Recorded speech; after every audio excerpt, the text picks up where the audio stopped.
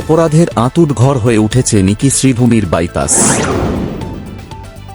ঘন ঘন বাজেয়াপ্ত হচ্ছে ড্রাগস সহ মাদকদ্রব্য, সংঘটিত হচ্ছে মারপিটের ঘটনা। আশেপাশের ধাবাগুলোতে ব্যাপক মাত্রায় অবৈধভাবে মদ বিক্রির অভিযোগ।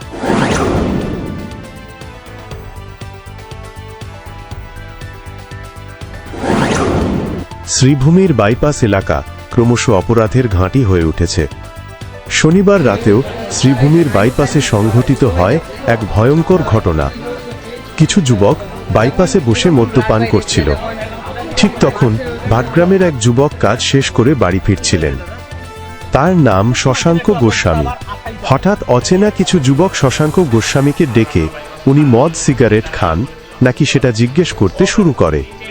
শশাঙ্ক গোস্বামী কোনো উত্তর না দিয়ে বাড়িতে গিয়ে বড় ভাই সদানন্দ গোস্বামীকে ও গ্রামের মানুষদেরকে ঘটনা সম্পর্কে অবগত করান।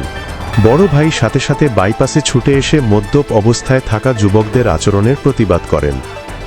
এতে তাকে বেধড়ক মারপিট শুরু করে বাইপাসে থাকা যুবকরা ছোট ভাই শশাঙ্ক গ্রামের মানুষদের সঙ্গে নিয়ে বড় ভাই সদানন্দকে করিমগঞ্জ সিভিল হাসপাতালে পাঠিয়ে দেন। কিন্তু বাইপাসে থাকা সেই যুবকগুলি করিমগঞ্জ সিভিল হাসপাতালে এসে সদানন্দকে আবারও বেধড়ক মারপিট করে সেখান থেকে একটি দামি গাড়ি করে পালিয়ে যায় বলে অভিযোগ উঠেছে।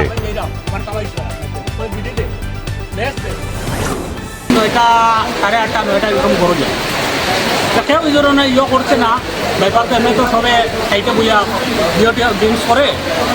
আজকে আমার আটকাইয়া তারা পূজা আরম্ভ করছে, বিড়িতে মেস দিয়ে তো বিড়ি খাস না নি, সিগারেট খাস না নি, আমি কিচ্ছু মারছি না, তারা আমার সেদিকে গোটা আনবে। এতে আমার সেন্টিমেন্টও লাগছে, খারাপ লাগছে।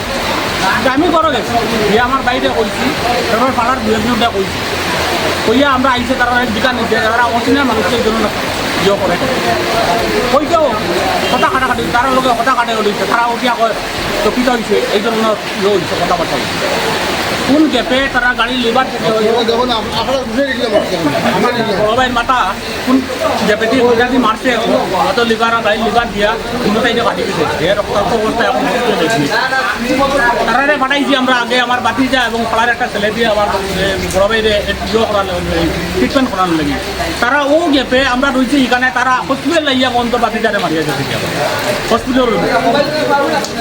এখন আমরা এটার সুবিধা চাইয়া থানাত ফোন করছি, থানায় নম্বর নিচ্ছ, এখন আমরা থানাত গিয়ে ইয়ে একটা জিনিস যাতে ভবিষ্যতে রোগ না হয়। কারণ বাইপাস তো আটার কোনো উপায় নাই। ছেলে কইন মেয়ে কইন রাত্রে 10টা পর্যন্ত দেখায় মদ কিন্তু চলে, এটার খালি হয়ে বাইপাসও আটটা, এটার কোনো ইয়েই নাই। আর এই পরিমাণে বোতল বাইপাসও তারা তিনজনে ঘটনা হয়েছে কিটা, আমি তো ডেইলি আমার দোকান থেকে যাই,